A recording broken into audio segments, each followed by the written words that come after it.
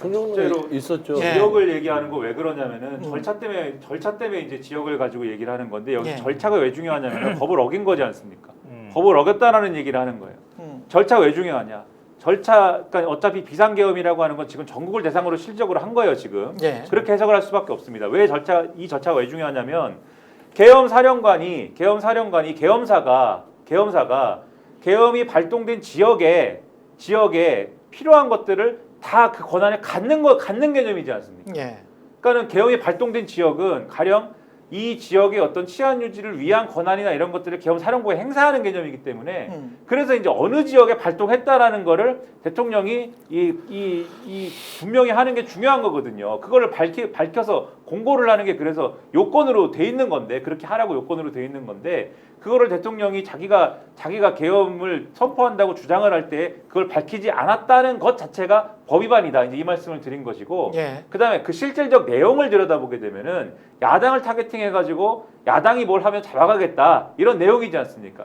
내용을 보게 되면은 야당을 타겟팅했다라는 게 지금 말씀이 맞는 것이고 근데 이 야당이라는 범주를 대통령은 야당이라고 하는 어떤 당이라는 조직체에 가입된 사람으로 보지 않고 지금 말씀하신 것처럼 그 야당이라는 큰 어떤 덩어리에는 그 다 반국가 세력이고 종북 세력이다 이렇게 지금 카테고리를 해놓은 거 아니에요. 예. 거기는 자기의 마음에 들지 않는 무슨 언론사도 들어가는 거고 그리고 뭐 어떤 유튜브도 들어가는 거고 어떤 시민사회도 들어가는 거고 그래서 그게 이제 포고령에 다 들어있는 거예요. 계엄사의 포고령에 보면은 정치활동 다 금지하고 그 다음에 뭐 언론 결사 집회 출판의 자유는 제한되는데 언론은 또 다 검열하겠다고 한 거 아닙니까? 그렇죠. 그리고 가짜 뉴스 만들면 혼난다고 돼 있는 거 아닙니까? 예. 처단한다고 돼 있습니다. 처단이라는 단어는 처벌이라든가 뭐 이런 거하고 느낌이 다른 거지 않습니까? 예를 들면 뒤에 처벌한다는 표현도 들어있지만은 처벌한다라고 했을 때는 이게 법에 의거한 어떠한 예를 들면은 뭐 구금이 된다든지 뭐 체포가 된다든지 이런 거겠구나라는 느낌을 주는 것이지만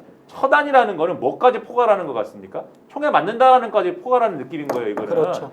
그래서 이렇게 봤을 때는 뭘 타겟팅하고 어떤 개념으로 갔다. 이거는 어떤 뭐 질서가 전복될 것 같고 지금 대한민국이 뭔가 혼란에 빠져서 그것을 내가 바로잡아야겠다라는 개념이 아니라 이거는 나에 반대하는 어떤 세력과 어떤 뭐 이 불순한 어떤 사람들을 그 제거하고 잡아놓고 뭔가 이제 억누르겠다라는 그런 의도를 굉장히 투명하게 드러냈다는 점에서 지금 소장님 말씀하신 것처럼 그 실질적인 타겟팅한 거는 여의도와 거기에 이 조력하는 세력이다 이렇게 규정한 게 또 맞다 이렇게 두 가지로 다 볼 수 있는 것이다. 김수환 우리가 변호사는 어떻게 평가하세요? 예. 계엄 상황이라고 하면 우리가 일반적으로 경찰이 치안 유지를 하잖아요. 근데 경찰이 치안 유지를 하기 어려운 상황이니까 군을 투입해서 질서 유지를 하는 개념이잖아요. 예. 근데 대한민국이 지금 경찰이 치안을 유지할 수 없는 상황이니까 이것부터 사실 말이 안 되는 거고요. 그러니까 전시사변이라고 하는 게 헌법 조항에도 들어가 있는 거고 그리고 계엄법도 그대로 그거 갖다가 쓴 거란 말이에요.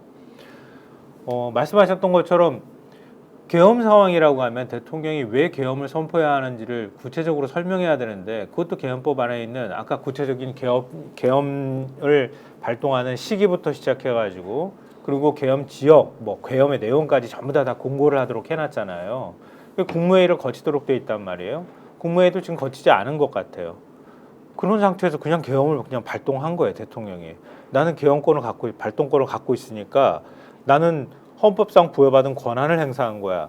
이런 식의 인식을 하고 있다는 거예요. 예. 이 정신병이죠, 이게. 만약에 이걸 김우명 국방부 장관이 계엄을 건의를 해가지고 대통령이 그걸 받아들였다고 하면 최소한 국방부 장관은 뭐 지금은 이제 이름을 바꿨지만 방첩사로 바꿨나요? 기무사 같은 데가 기본적으로 계엄 문건을 만들든 계엄에 대한 계획이 있어야 될 거 아니에요. 근데 계엄에 대한 계획조차 지금 없는 것으로 보여. 그냥 건의하니까 덜커덕 그냥 하는 거예요. 이게 도대체 이해가 돼요? 이해가 되지 않는 상황인 거예요. 그러니까 이 사람은 단단히 세상을 인식하는 방식 자체가 이제는 뭐라 그럴까요? 그러니까 자기가 지존이라는 사고방식 갖고 있는 거 아닌가?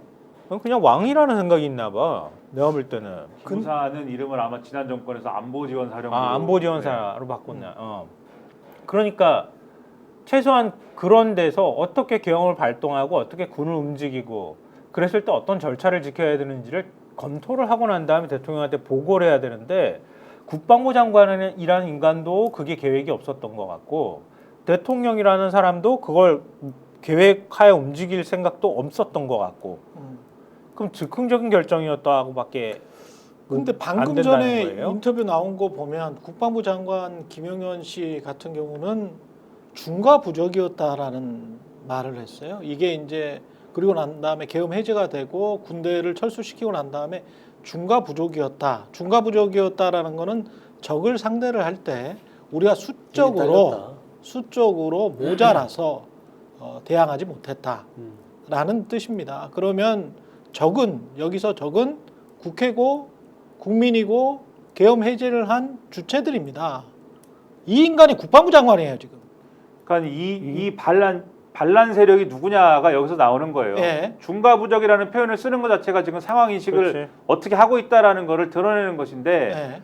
그 국방부 장관이 중과부적이다라고 할 때의 그게 뭘 가리키는 거냐? 저는 어제 상당한 불안감을 가진 게 뭐냐면 이게 왜 윤석열 대통령이 사실 아까 뭐 안보지원사도 말씀하셨습니다마는 국방부에 아마 개헌과라고 또 있을 겁니다. 이 개헌과 관련된 합참안에 있어요. 합참에 개헌과가 있을 거예요.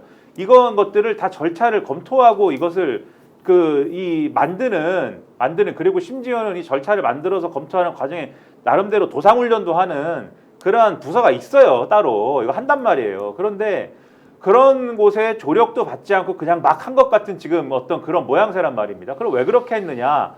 민주당이나 또 일부 언론이나 이런 데서 사실은 한 두세 달 전부터 계속 이 비상계엄 준비하는 거 아니냐라는 의혹을 계속 제기를 했기 때문에 이거 새 나가면 안 된다. 어떤 절대적인 보안을 지키는 어떤 상황에서 아주 극소수의 인원들만이 공유하는 어떤 형태로 논의를 진행하다 보니 그러다 보니까 이게 새 나가면 안 되니까는 이게 엉망으로 진행된 거 아니냐. 극소수의 인원만 논의하면 결국 이렇게 되는 거거든요. 그렇죠. 그래서 이렇게 된 거 아닌가 싶은 건데 그러면 이거를 그렇게 진행되는 와중에 그러면 가장 큰 영향을 미친 사람이 누구냐라고 했을 때는 저는 김용현 국방부 장관이다라고 생각할 수밖에 없는 건데 근데 그렇게 진행을 하다 보니까 그러니까는 오히려 뒤집어 얘기하면은 절차나 이런 것들 다 무시해도 되는 계엄이다라고 인식을 했다는 거 아닙니까? 그리고 절차나 이런 것들 다 무시하다 보니까 그렇게 인식을 했다는 건 뭐냐면 제가 어제 가장 많이 걱정을 했던 게 국회에서 이 계엄을 해제하자라고 의결을 했을 때 그걸 대통령이 받아들이지 않으면 그 다음엔 어떻게 하지? 이 걱정이 사실은 굉장히 많이 됐어요. 그래서 그렇지. 어제 4시 반에 대통령이 결과적으로 4시 반에 받아들인다라고 입장을 낸 거 아닙니까? 본인이 얘기한 거지 않습니까? 그렇죠. 그때까지 안심을 못했어요. 저는. 왜냐하면 이미 그 이전 단계에서 절차나 이런 것들 다 무시하기로 이미 했기 때문에 절차를 무시하기로 했는데 국회가 이거를 의결했다고 해서 그럼 국회가 의결했으니까 절차적인 그러한 전제 조건이 충족이 됐으니까 나 그럼 계엄을 해제하겠습니다. 라고 할 리가 있겠습니까? 어차피 불법이었는데. 그렇죠. 이거를 안 할 수도 있다. 이렇게 실제 생각을 했습니다. 그런데 그렇죠. 왜 했느냐? 제가 볼 때 윤석열 대통령은 군이 뜻대로 움직이지 않는다라는 걸 확인을 했을 거라고 저는 생각을 합니다. 그렇죠. 군이 뜻대로 움직이지 않는다라고 하면은 수족이 움직이지 않는데 계엄 상황을 계속 유지를 할 수가 있겠습니까? 불가능한 거예요. 저는 김용현 국방부 장관이 마찬가지 판단을 했을 수가 있다. 그래서 중과부적인 거예요. 우리 편이 모자란 겁니다. 그래서 이런 얘기를 하고 있는 건데 결국 그러면 그 계엄군은 뭘 위해서 준비된 사람들이었다? 지금 진행자 얘기한 대로 결국은 국민을 상대를 하는 사람, 국민을 적으로 생각하는 사람들이고 왜냐하면 법과 절차를 다 위반했다라는 거는 국민이 만든 법치의 질서를 무시한 거지 않습니까? 국민을 상대하는 자들이었던 것이고 국민을 적대하는 자들이었다라는 것을 적나라하게 드러낸 것이기 때문에 결과적으로 중과부적이었다라는 것은 제가 볼 때는 군이 마음대로 움직이지 않았던 것이고 국민을 상대하려고 하는 그 의도에 군이 100% 호응하지는 않았다라는 것을 고백한 거다. 저는 그렇게 생각이 근데 됩니다. 이거는 그러니까 우리가 친위 쿠데타라는 걸 의심했잖아요. 예. 처음에. 예. 국회는 계엄을 해제할 권한을 갖고 있는 기관인데 국회에 군인이 들어가면 이건 완전한 군사 반란이잖아요. 그러니까 군사 반란인데 대통령이 자기가 집권하고 있기 때문에 군사 반란이라고 하면 친위 쿠데타를 했다는 얘기밖에 안 되는 거거든요. 만약에 어제 우리가 다 목도했던 것처럼 그런 상황이었던 거예요. 그러니까 그러면 불법 계엄령을 계엄으로- 발동하는 과정도 불법이었고 위헌이었고 예. 그걸 실행하는 과정에서도 그것도 불법이고 위헌이었고 그렇습니다. 그리고 국회에 가가지고 군을 투입한 것도 마찬가지였는데 근데 국방부 장관 계엄령을 발동을 건의했다고 하는 국방부 장관이라는 자가 그 국방부 관계자들한테 아까 중과부적 말씀하셨지만 중과부적이었다. 수고했다. 소집 해제 수고했다. 소집 해제하면서 이 말을 했다는 거예요.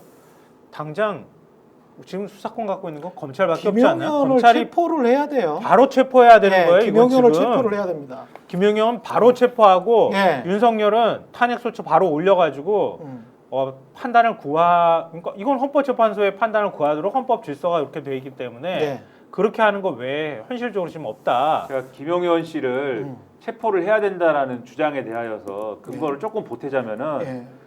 건의를 본인이 했다고 하지 않습니까? 그랬죠. 그런데 가령 국무회의를 정식으로 열어서 국방부 장관이 계엄의 필요성을 대통령에 건의를 했다고 하면은 그거는 법적으로 뭐 다퉈볼 여지가 있는지도 몰라요. 왜냐하면 이렇게 주장할 수도 있거든요. 나는 정상적인 건의를 했는데 거기에 대해서 대통령이 계엄을 실행하는 과정에서는 뭐 이상하게 됐다 뭐 이렇게 주장할 수 있는 여지가 있을지도 모르는데 지금 국무회의를 연 게 확인이 안 되지 않습니까? 국무회의를 열었으면은 당연히 국무총리가 참석을 했을 것이고 그렇죠. 국무총리가 이 상황을 알았어야 되는데 국무총리가 몰랐잖아요. 지금 몰랐다는 거 아닙니까? 언론을 통해서 보면은. 그렇습니다. 국무회의를 열지 않았을 가능성이 상당히 농후한데 그런데 김용현 장관이 건의를 했다라고 지금 언론에 났잖아요. 그렇게 일단- 인정한 거 아닙니까? 일단 그러면 제가 마무리를 빨리 할게요. 예. 그 건의는 그러면은 정식으로 국무회에서 이루어진 건의가 아니고 이것은 일상의 언어로서 술자리에서 이루어졌을 수도 있습니다. 그죠? 그냥 국방부 장관이 건의를 했다는 의미가 되는 거고 그럼 뭘 건의한 거냐? 불법적 계엄을 건의한 게 되는 거예요. 그러면 이 사람은 체포를 해야 될 대상이 되는 겁니다. 반드시. 스픽스는 말하는 언론입니다. 대세는 유튜브, 그중에서 스픽스. 좋아요, 댓글, 구독, 알림 설정. 여러분이 저희를 사랑해 주시고 우리가 여러분을 사랑하는 4가지 방법입니다.